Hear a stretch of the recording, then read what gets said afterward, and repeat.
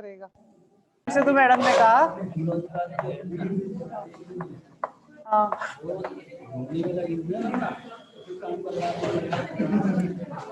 चाहिए तो अच्छा है, सब मिल जाए तो एक्स्ट्रा काम कर रहे हो। उस दिन कितने बजे फ्री हुए थे?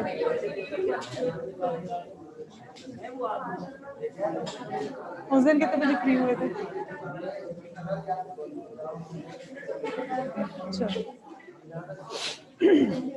गुड मॉर्निंग बच्चों, कैसे सारे?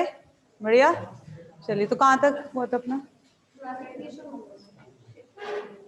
क्लासिफिकेशन? पूरा तो नहीं हुआ होगा, सिफेलिन हो गया था। चलिए यार मुझे दोबारा बना। अगला था आपका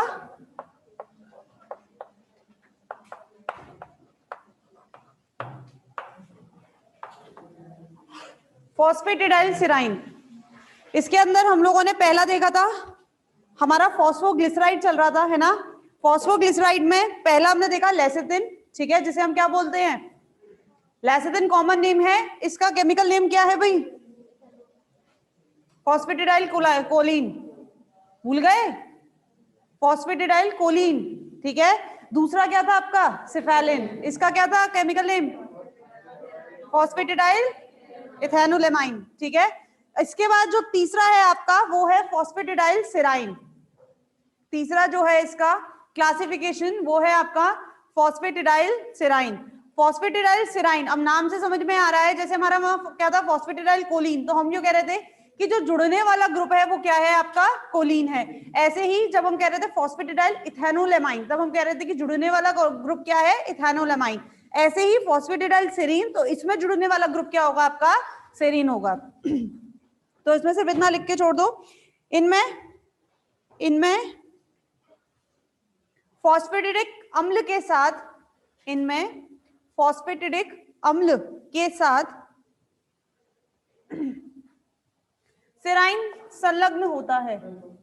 इसमें फॉस्फेटिडिक अम्ल के साथ सेराइन संलग्न होता है।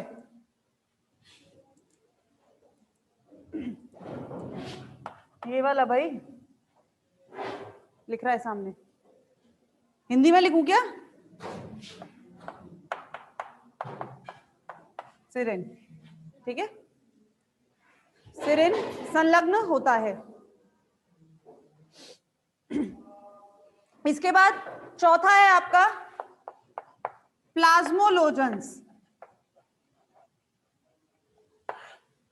प्लाज्मोलोजेंस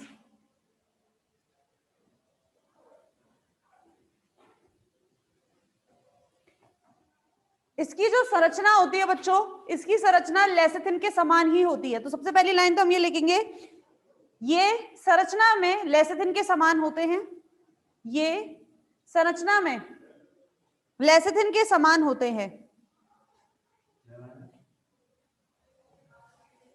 किंतु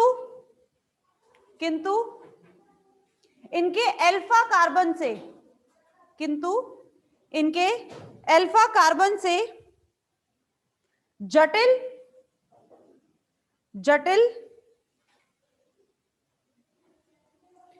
ईथर समूह, जटिल ईथर समूह। अच्छा, अल्फा कार्बन कौन सा होता है बच्चों?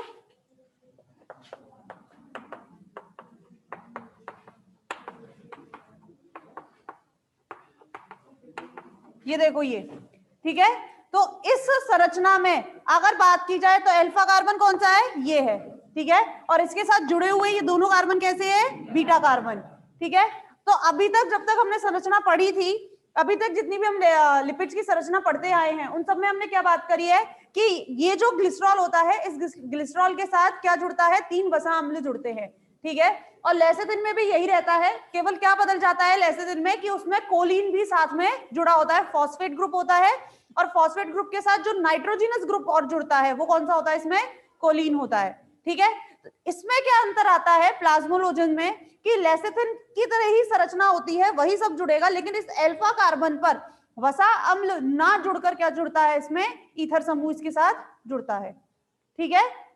केवल इतना अंतर होता है। तो हम लिखेंगे इसमें अल्फा कार्बन पर जटिल ईथर समूह संलग्न होता है।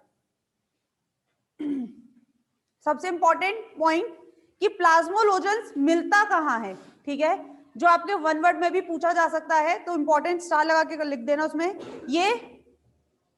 ये मस्तिष्क, ये मस्तिष्क तथा मांसपेशियों, ये मस्तिष्क तथा मांसपेशियों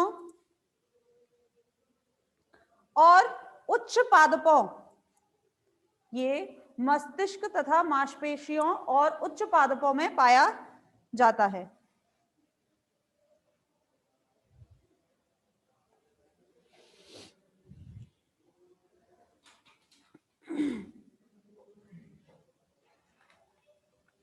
ठीक है, तो ये तो बात हो गई किसकी, फॉस्फोग्लिसराइड की। ठीक, अगला है आपका फॉस्फोइनोसिटाइड। सबने अपने अपने में चार्ट बनाया हुआ है, तो आप पीछे एक बार चार्ट जरूर देखते हुए जाएंगे। हम लोग लिपिड शुरू कर रहे थे, लिपिड पढ़ रहे थे, जिसमें से सैपोनिफिएबल और नॉन सैपोनिफिएबल, यानी कि साबुनीकरण लिपिड और असाबुनीकरण लिपिड। साबुनीकरण लिपिड में दो टाइप के लिपिड हमने पढ़े, कौन कौन से, सरल लिपिड और संयुग्मित लिपिड। ठीक है, इसके बाद हमने सरल लिपिड में कौन कौन से देखे थे, उदासीन लिपिड और मोम। उदासीन लिपिड के फिर हमने दो टाइप देखे थे, कौन कौन से थे, तेल और वसा।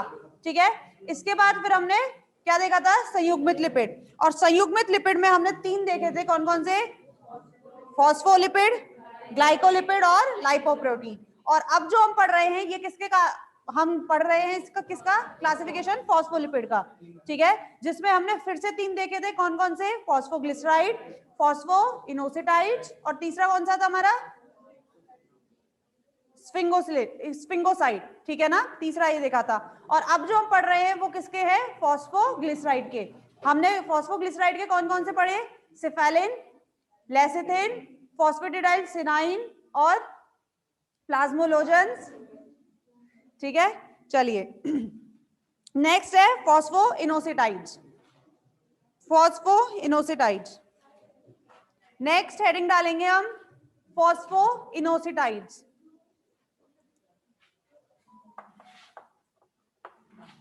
जैसे ही मैं कुछ बोलती हूँ ना, जिन बच्चों को नहीं लिखना आता मेरी शक्ल देखना शुरू कर देते हैं। फॉस्फोइनोसिटाइड्स, अब इसको हिंदी में लिखूं, इंग्लिश में ही लिखो, चलो इतनी तो सीखो इंग्लिश।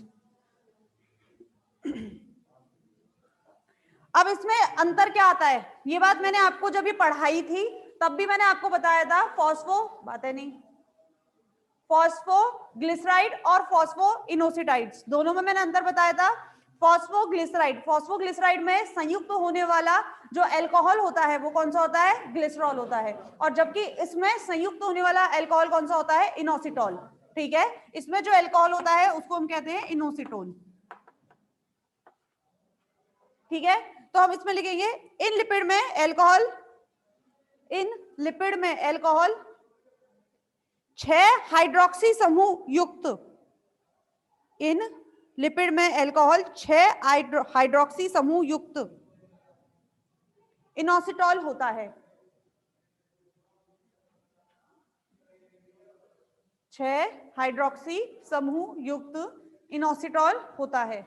अभी तक ये ग्लिसरॉल कितना था, 3 हाइड्रोक्सी समूह युक्त था, देखो सामने है या नहीं है, 3 हाइड्रोक्सी समूह युक्त है।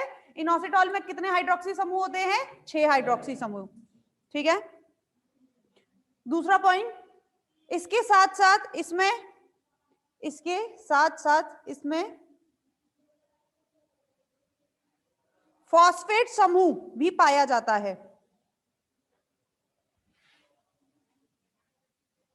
फॉस्फेट समूह भी पाया जाता है। ठीक है, नेक्स्ट, फॉस्फेट समूह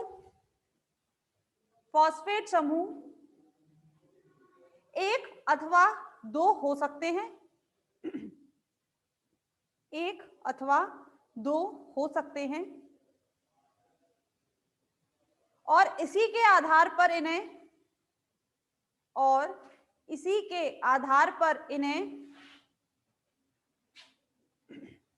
देखो ऊपर हम क्या बोल रहे हैं इनको, फॉस्फोइनोसिटाइड्स, ठीक है। तो अगर एक है तो हम क्या बोल देंगे, मोनोफॉस्फोइनोसिटाइड्स, ठीक है। अगर एक फॉस्फेट समूह है तो हम इसको क्या बोलेंगे, मोनोफॉस्फोइनोसिटाइड्स, और अगर दो है तो क्या बोलेंगे, डाइफॉस्फोइनोसिटाइड्स। तो इसी तरह लिख लेंगे हम, इसी के आधार पर इन्हें मोनोफॉस्फोइनोसिटाइड्स अथवा डाइफॉस्फोइनोसिटाइड्स कहा जाता है। इसी के आधार पर इन्हें मोनोफॉस्फोइनोसिटाइड्स और डाइफॉस्फोइनोसिटाइड्स कहा जाता है।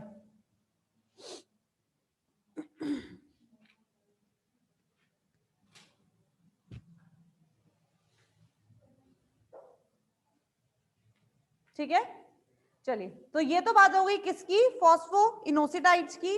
अब इसका तीसरा प्रकार फॉस्फोस्फिंगोसाइड, अगली हेडिंग हम डालेंगे फॉस्फोस्फिंगोसाइड।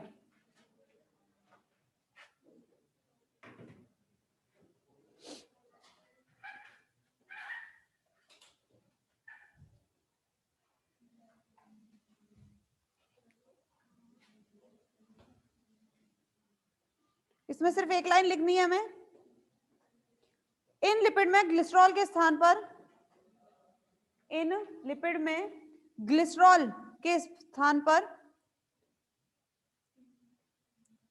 फॉस्फोस्फिंगोसिन या स्फिंगोसिन,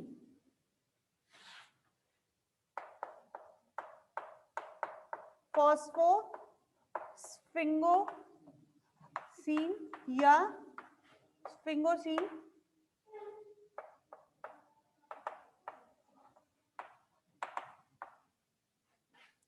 पाया जाता है या उपलब्ध होता है, कैसे भी लिख दिया,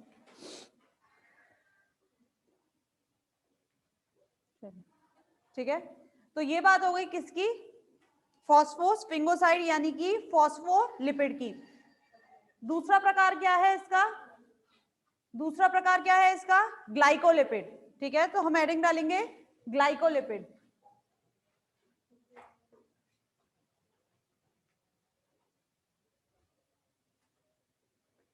फॉस्फोलिपिड में क्या था कि जब लिपिड के साथ फॉस्फेट समूह संलग्न हो रहा था तो हम उसको क्या कह रहे थे, फॉस्फोलिपिड। तो वहीं ग्लाइकोलिपिड किसको कहेंगे, जब लिपिड के साथ कोई कार्बोहाइड्रेट या शर्करा समूह उसके साथ संयुक्त होता है। तो हम इसमें लिखेंगे कार्बोहाइड्रेट समूह, कार्बोहाइड्रेट समूह युक्त, कार्बोहाइड्रेट समूह युक्त लिपिड ग्लाइकोलिपिड कहलाते हैं। कार्बोहाइड्रेट समूह युक्त लिपिड ग्लाइकोलिपिड कहलाते हैं।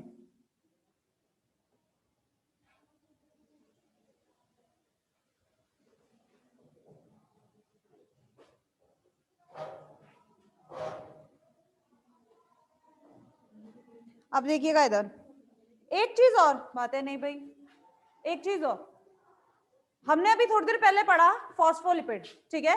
फॉस्फोलिपिड में क्या ऐसा नहीं हो सकता कि फॉस्फेट समूह भी जुड़ा हुआ हो और उसी के साथ आपका कार्बोहाइड्रेट समूह भी जुड़ जाए, हो सकता है ना।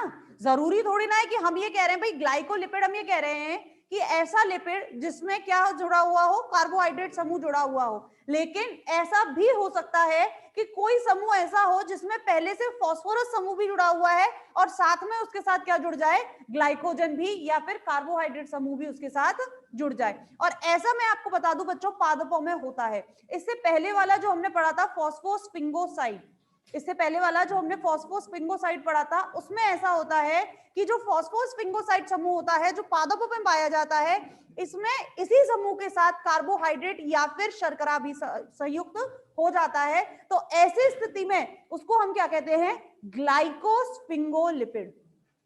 ऐसी स्थिति में उस पूरे समूह को हम क्या कहते हैं, ग्लाइकोस्फिंगोलिपिड। तो आप इस पॉइंट को लिख ले। पादपों में पाया जाने वाला, पादपों में पाया जाने वाला फॉस्फोस्फिंगोलिपिड, पादपों में पाया जाने वाला फॉस्फोस्फिंगोलिपिड कार्बोहाइड्रेट के साथ पादपों में पाया जाने वाला फॉस्फोस्फिंगोलिपिड कार्बोहाइड्रेट के साथ संलग्न हो जाता है, संलग्न हो जाता है अथवा इसको ग्लाइकोस्फिंगोलिपिड कहते हैं, इसको ग्लाइकोस्फिंगोलिपिड कहते हैं।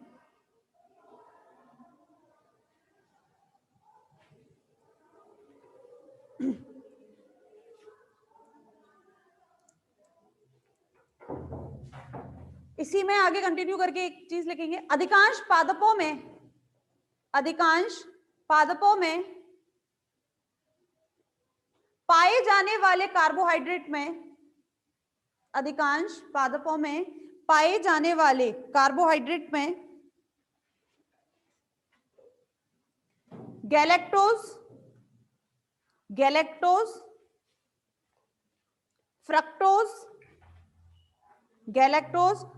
फ्रक्टोज, शर्करा पाई जाती है।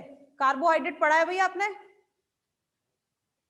कितने बच्चे हैं जिन्होंने कार्बोहाइड्रेट जब मैंने पढ़ाया था ऑनलाइन तब क्लास ली है? बड़ी ईमानदारी से हाथ खड़े करना।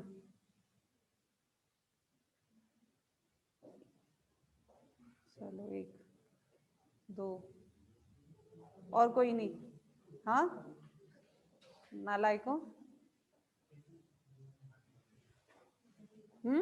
किसी ने भी ऑनलाइन क्लास नहीं ली? बड़े इंटेलिजेंट हो तुम लोगों के, नंबर देखूंगी मैं फिर बताऊंगी। 3rd ईयर तो यहीं रहने वाले हो ना मैडम? हम तो यहीं रहेंगे, आपका पता नहीं, आप रहो नहीं तो नहीं।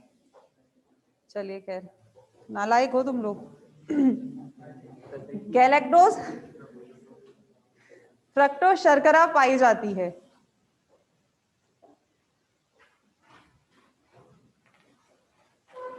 अगली एक लाइन लिखना है बस। ये पादपों में सामान्यतः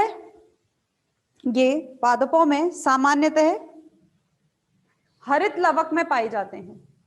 ये पादपों में सामान्यतः हरित लवक में पाए जाते हैं।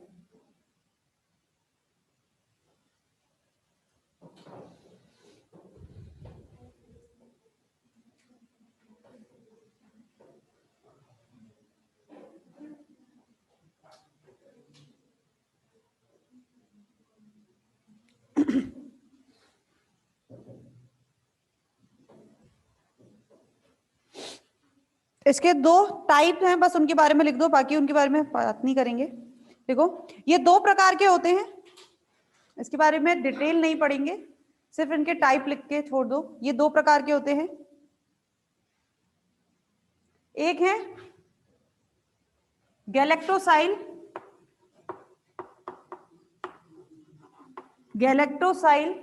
डाइग्लिसराइड।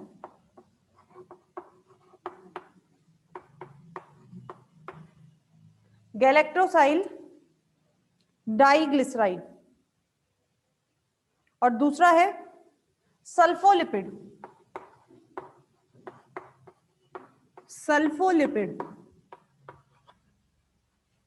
गैलेक्टोसाइल डाइग्लिसराइड और दूसरा है सल्फोलिपिड। ठीक है भाई? तो ये हो गई आपकी दूसरा प्रकार, कौन सा? ग्लाइकोलिपिड। ठीक है, अब तीसरा प्रकार है इसका लाइपोप्रोटीन। इसका नहीं, तीसरा प्रकार संयुग्मित लिपिड का लाइपोप्रोटीन। ये 2 ही हैं, गैलेक्टोसाइल डाइग्लिसराइड और सल्फोलिपिड। इसके बाद इसका तीसरा संयुग्मित लिपिड का टाइप है, कौन सा? लाइपोप्रोटीन। लाइपोप्रोटीन में क्या जुड़ता है लिपिड से? क्या जुड़ेगा? प्रोटीन। ठीक है, नाम से समझ में आ रहा है, लाइपोप्रोटीन क्या जुड़ेगा इसके साथ? प्रोटीन। कहां पाई जाती है ये? कहां पाई जाती है? Cell membrane. ठीक है, कोशिका झिल्ली। ये मैंने आपको बताया था, लाइपोप्रोटीन क्या है? यूनिवर्सल है। चाहे माइक्रो ऑर्गेनिज्म यानी कि सूक्ष्म जीवों की परत के बारे में बात करें, चाहे हम हमारी यानी कि जीवों की बात करें और चाहे हम पादपों की परत की बात करें, कोशिका झिल्ली की बात करें, सभी में कोशिका झिल्ली किसकी बनी होती है? लाइपोप्रोटीन की। चलिए लिखिए इसमें लाइपोप्रोटीन, लाइपोप्रोटीन लिपिड व प्रोटीन, लिपिड व प्रोटीन से बने अणु हैं, लिपिड व प्रोटीन से बने अणु हैं। ये कोशिका झिल्ली, ये कोशिका झिल्ली के महत्वपूर्ण घटक हैं, ये कोशिका झिल्ली के महत्वपूर्ण घटक हैं।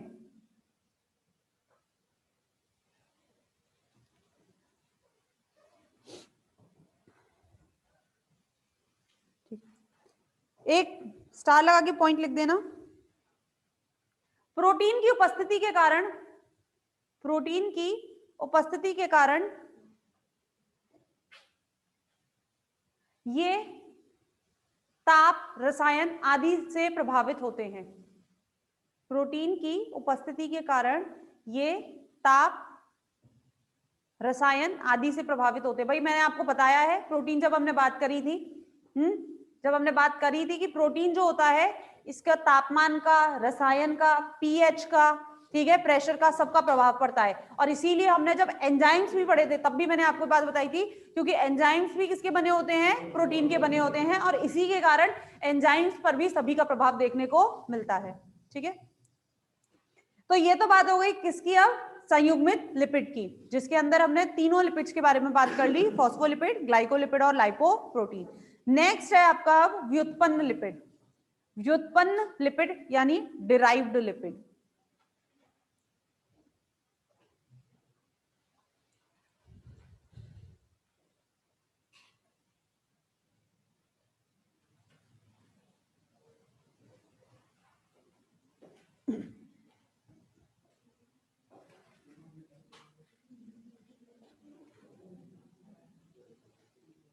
चलिए, व्युत्पन्न लिपिड, इसके बारे में बातें नहीं भाई,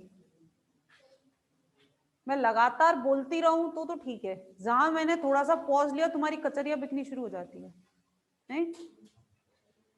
चलिए, व्युत्पन्न लिपिड कैसे लिपिड हैं? असाबुनीकरण लिपिड हैं, ठीक है, पहली चीज। दूसरी चीज क्या रहती है? व्युत्पन्न लिपिड हम बात कर चुके हैं, प्रोटीन में भी बात कर चुके हैं हम लोग। व्युत्पन्न का मतलब क्या हो गया? जो पहले से ही मौजूद किसी चीज से उत्पन्न होते हैं, उन्हीं को हम क्या कहते हैं? व्युत्पन्न। यानी कि पहले से कोई लिपिड मौजूद है, उसी के जल अपघटन के द्वारा या फिर किसी भी मान लो तापमान के द्वारा अगर उसकी संरचना टूट जाती है, ठीक है, तो पहले मौजूद लिपिड से अगर दूसरे लिपिड बन रहे हैं तो ऐसे लिपिड को हम क्या बोलेंगे? व्युत्पन्न लिपिड। ठीक है, तो लिखिए इसमें।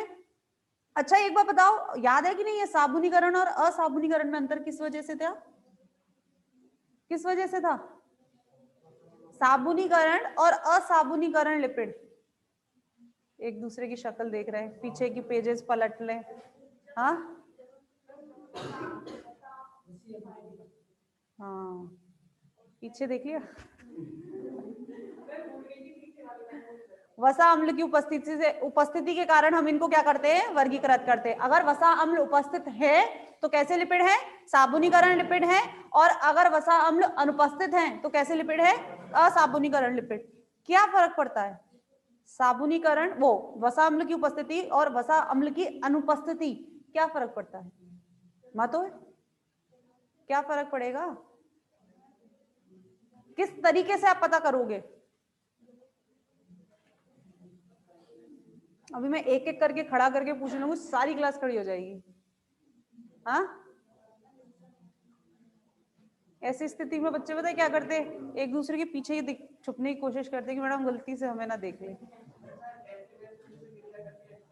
हाँ, स्ट्रॉन्ग एल्कलाई समूह के साथ क्रिया करते हैं, जिनमें वसा अम्ल उपस्थित होते हैं वो स्ट्रॉन्ग एल्कलाई समूह के साथ क्रिया करते हैं, और स्ट्रॉन्ग एल्कलाई समूह के साथ क्रिया करके ये वसा अम्ल क्या बना लेते हैं? लवण यानी कि सॉल्ट बना लेते हैं। और जिसमें वसा अम्ल उपस्थित नहीं होंगे तो वो स्ट्रॉन्ग एल्कलाई से क्रिया नहीं करेंगे।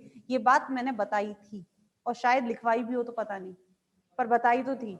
अब मैडम इतना ही काम करता है दिमाग हमारा, छोटा सा तो दिमाग है, कितना लोड दें उस पर।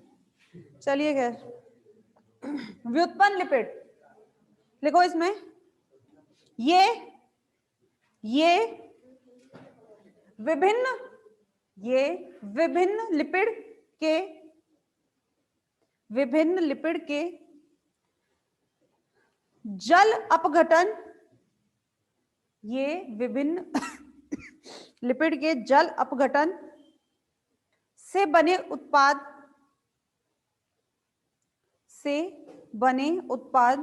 होते हैं। जल अपघटन से बने उत्पाद होते हैं। इसके प्रकार लिखेंगे, सबसे पहला लिखेंगे स्टिरॉल। बहुत सारे प्रकार हैं, सबके प्रकार हैं।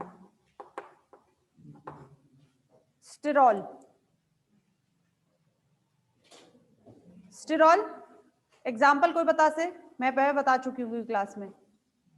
स्टिरॉल का एग्जाम्पल बताए थे भाई, प्रोजेस्टेरोन, टेस्टोस्टेरोन, जो हार्मोन्स हैं वो क्या हैं, स्टिरॉल्स ही तो है या नहीं है? प्रोजेस्टेरोन, टेस्टोस्टेरोन, ये सब क्या है आपके स्टिरॉल ही हैं। इसके अलावा अर्गोकैल्सिफेरॉल,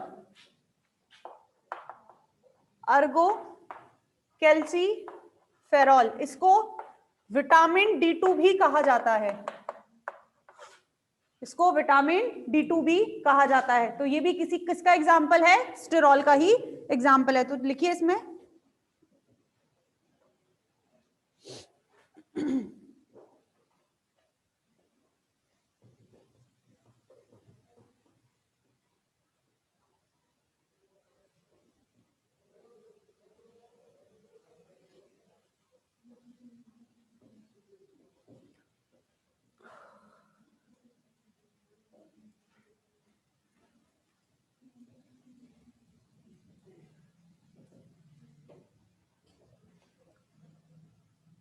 स्टिरॉल मोम की भांति ठोस होते हैं। स्टिरॉल मोम की भांति ठोस होते हैं। इनका मुख्य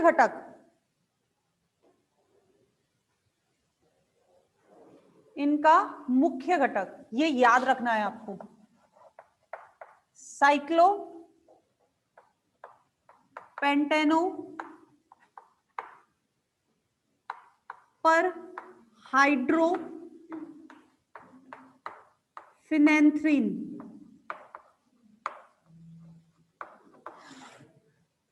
मैडम बोला तो जा नहीं रहा, लिखेंगे आज, साइक्लोपेंटेनो पर हाइड्रोफिनेंथ्रीन। स्टिरॉल की जो स्ट्रक्चर होती है उसका ये मुख्य घटक होता है और ये सबको याद होना चाहिए। साइकिल के रूप में उपस्थित होते हैं। पेंटेनो 5 रिंग, मतलब 5 घटक की रिंग होती है। पर हाइड्रो यानी कि hydrogen group, hydroxy group present होता है। और फिनेंथ्रीन स्ट्रक्चर है जिसके अकॉर्डिंगली ये इस पे अरेंज होते हैं। ठीक है, 4 वलय होती हैं। पेंटेनो की जो हम बात कर रहे हैं, पेंटीन रिंग, यानी कि 5 कार्बन युक्त जो इनकी रिंग है उसके 4 वलय होते हैं और जिस तरीके से वो अरेंज होते हैं इसी के कारण इसको क्या बोलते हैं, फिनेंथ्रीन। तो इसकी स्ट्रक्चर की पूरा नाम क्या है, साइक्लोपेंटेनो पर हाइड्रोफिनेंथ्रीन। ठीक है, चलो मुख्य घटक इसका आपने लिख लिया। आगे नेक्स्ट पॉइंट लिखना,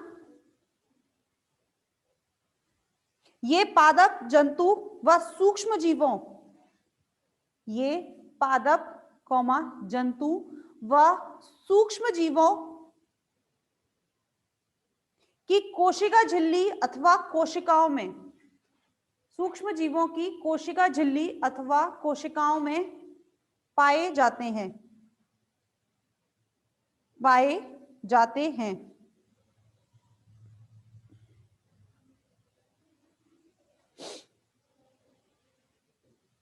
ठीक है, अब अगर पादपों में बात करें तो किस किस में कौन सा होता है। वैसे तो अगर देखा जाए तो ये तब है जब आपसे एग्जैक्ट पूछा जाए, यानी कि मान लो अगर, क्योंकि आपके, मैं एक बार बता दूं, कोर्स में दिया हुआ है, अगर हर एक पादप का देखा जाएगा तो हर एक का अलग अलग होता है। तो क्योंकि सिलेबस में दिया है इसीलिए मैं आपको लिखवा रही हूँ। अगर आपसे डायरेक्ट पूरा क्वेश्चन आता है कि लिपिड्स का वर्गीकरण करें, तब अगर आप छोड़ देते हैं तो कोई दिक्कत नहीं है। ये तब है जब आपसे वन वर्ड पूछा जाए, जैसे कि पालक, स्पिनच, तो उसमें मिलने वाला जो स्टेरॉल होता है उसको बोलते हैं स्पिनास्टेरॉल, ठीक है। ऐसे ही कैबेज, कैबेज में मिलने वाला तो साइटोस्टेरॉल। तो अलग अलग स्टेरॉल्स हैं, ठीक है। तो आप अगर लिखना चाहो तो लिख सकते हो पालक में स्पिनास्टेरॉल, इंग्लिश में ही लिखना,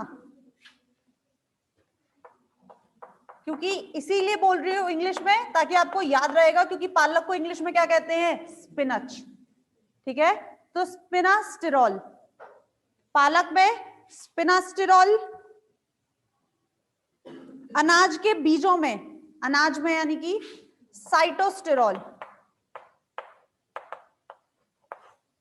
अनाज में साइटोस्टेरॉल। ये दो आपको याद रख लो, यही आ सकते हैं अगर आया तो, ठीक है।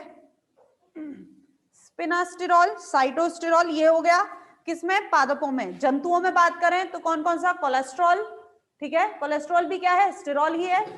फिर उसके बाद प्रोजेस्टेरोन, टेस्टोस्टेरोन, ये किसके, जंतुओं में उपस्थित स्टेरॉल के उदाहरण है। तो जंतुओं में देखो, जंतुओं में कोलेस्ट्रॉल, प्रोजेस्टेरोन, टेस्टोस्टेरोन, इसके उदाहरण हैं। जंतुओं में कोलेस्ट्रॉल, प्रोजेस्टेरोन, टेस्टोस्टेरोन, इसके उदाहरण हैं।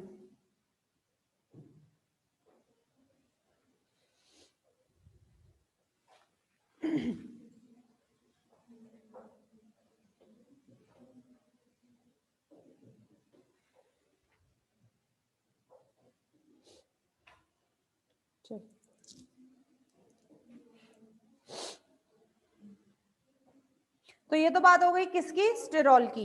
अगला है कैरोटिनॉइड्स, अगला है बच्चों कैरोटिनॉइड्स। नेक्स्ट है, नेक्स्ट प्रकार है कैरोटिनॉइड्स।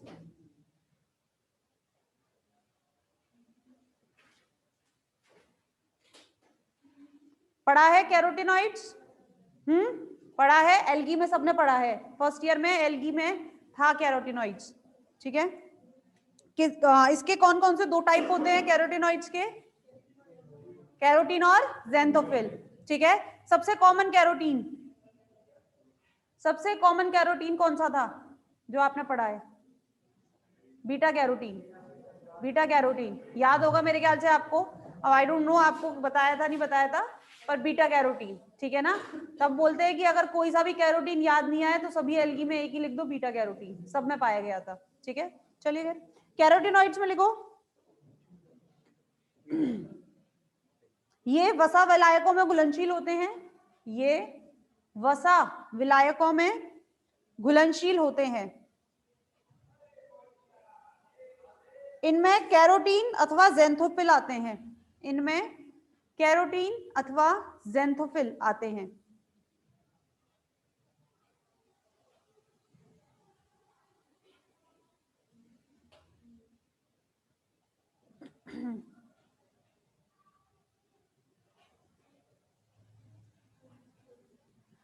कैरोटीन और ज़ैंथोफिल दोनों में अंतर क्या है, कैरोटीन और ज़ैंथोफिल दोनों ही कैरोटिनॉइड्स के प्रकार हैं, दोनों ही कैरोटिनॉइड्स के प्रकार हैं। दोनों में अंतर क्या होता है, कोई अंतर नहीं है, दोनों की सिर्फ स्ट्रक्चर में अंतर आता है। कैरोटीन्स जो होते हैं वो कैसे हैं, दीर्घ मतलब उनके अंदर असंतृप्त कार्बन होते हैं। कार्बन कैसे होते हैं, असंतृप्त होते हैं, यानी कि अनसैचुरेटेड होते हैं। वहीं जो ज़ैंथोफिल होते हैं इनमें कार्बन असंतृप्त नहीं होते, संतृप्त होते हैं। और संतृप्त कैसे होते हैं ये, भाई देखो, एक तो चीज हो जाती है इस तरह से C डबल बॉन्ड C, एक तो ये वाली चीज हो गई। अब यही चीज जब ज़ैंथोफिल में होती है, यानी कि ज़ैंथोफिल जब ये सैचुरेटेड होते हैं तो इनमें हाइड्रोजन की जगह जो जुड़ता है समूह होता है हाइड्रोक्सी समूह, ठीक है। तो इनमें क्या जुड़ता है, आपका हाइड्रोक्सी समूह जुड़ता है, और इसीलिए ज़ैंथोफिल को कैरोटिनॉल्स भी कहा जाता है। ज़ैंथोफिल को क्या कहा जाता है, कैरोटिनॉइड्स। भाई सीधी बात है, ये क्या है, कैरोटीन, और कैरोटीन में आपने क्या जोड़ दिया है, अल्कोहल समूह, OH समूह जोड़ा है कि नहीं जोड़ा है, तो इसीलिए इनको क्या बोल दिया जाता है, कैरोटिनॉइड्स, ठीक है। तो इस बात को बस इतना, यही अगर आप चाहो तो लिखना तो लिख लो, बाकी और कुछ नहीं है। कैरोटीन असंतृप्त कार्बन युक्त हाइड्रोकार्बन होते हैं, कैरोटीन असंतृप्त हाइड्रोकार्बन होते हैं, तथा ज़ेंथोफिल में कार्बन व हाइड्रोजन के अतिरिक्त, कैरोटीन असंतृप्त हाइड्रोकार्बन होते हैं तथा ज़ेंथोफिल में कार्बन व हाइड्रोजन के अतिरिक्त ऑक्सीजन समूह भी पाया जाता है, ऑक्सीजन समूह भी पाया जाता है। अतः इन्हें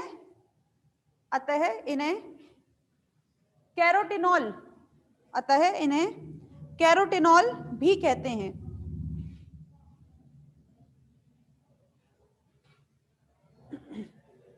कैरोटिनॉल भी कहते हैं, ठीक है।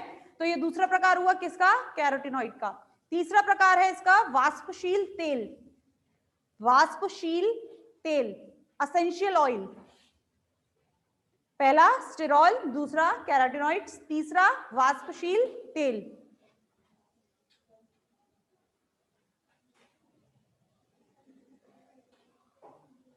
ठीक है,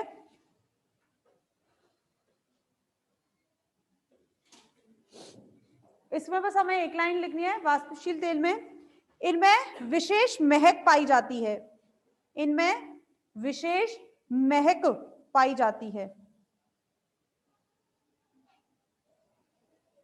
जैसे गुलाब, नींबू, पुदीना आदि। इनमें विशेष महक पाई जाती है जैसे गुलाब, नींबू, पुदीना आदि।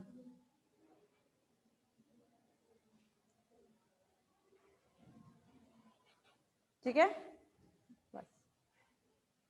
तो यहां ये पूरा लिपिड का क्लासिफिकेशन कंप्लीट, ठीक है, जो आपको याद होना चाहिए, क्योंकि अगर लिपिड से क्वेश्चन बना बच्चों तो डेफिनेटली मान के चलना क्लासिफिकेशन से बनेगा।